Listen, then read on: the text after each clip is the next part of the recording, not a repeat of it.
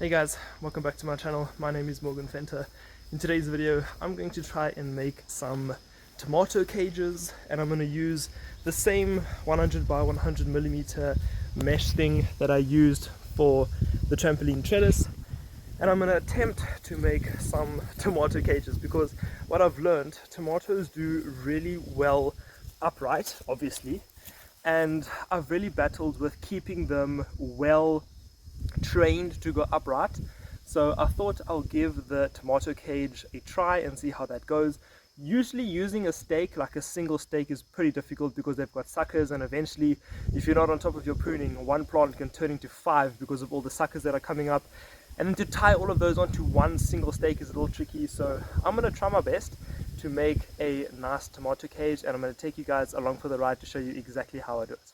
So here in the corner garden you can see I do have some tomatoes with single stakes, and I recently did a video where I trimmed all of those and got them looking nice because they were actually laying down. That's why I have the stakes there, because they were laying down, they weren't looking too well. So when I was doing that, I also took some suckers and I'm attempting to propagate them because they were really healthy. The plants were doing really well, and it is midday now, so they will be a little wilted. They were upright this morning.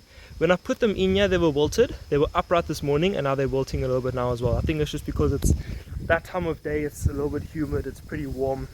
The sun was actually out for quite a while. It's getting a bit overcast now, but it was pretty sunny, so I'm not surprised that they're wilting. They should be fine because I have done this before and they were perfectly fine. They did like root up and create some beautiful seedlings. So I'm hoping that them being in pots now as well will be a little bit better, because having them in the 6L trays, very quickly I needed to transplant them out.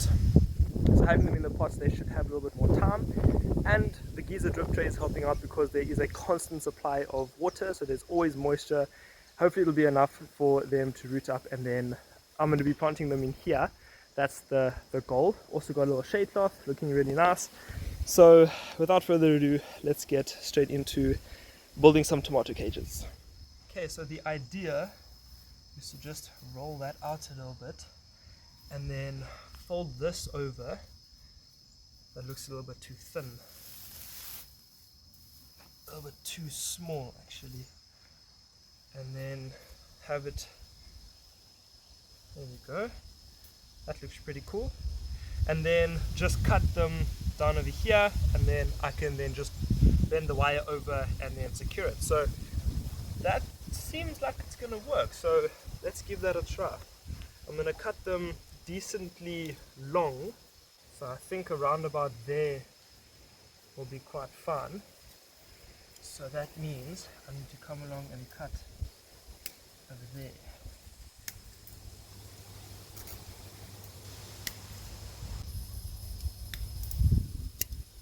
Okay, and then what I can do now is just bend these longer pieces over. Wow, this is so cool.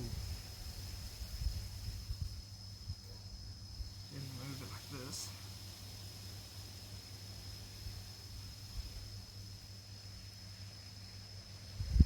And then what I'm going to do, I'm going to try my best to tighten them with these pointy bits facing the inside, because I don't want to be working around and then accidentally cut myself or something. This needs to go underneath. So cool. And I am also going to use a thicker wire to make landscape staples, just to hold the cage in the ground. I'm just going to put some landscape staples around, because it is quite tall, and I'm sure that if there's a massive tomato plant in here, then the wind comes along, because I don't know why, but it's actually so windy here where I stay. So I'm going to put some landscape staples, as well as bury maybe the first block in the ground, and then you can even see the wind is blowing now as well. So yeah, I want to be extra sure that this thing is not going anywhere.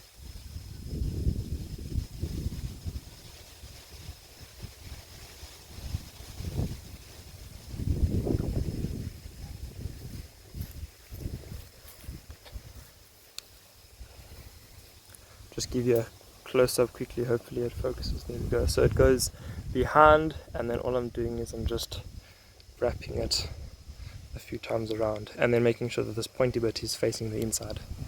Cool.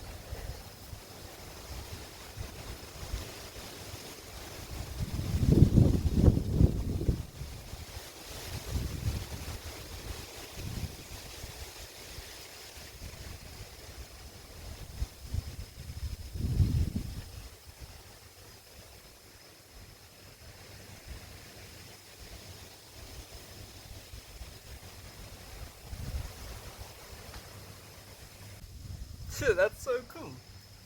Make it a little bit round.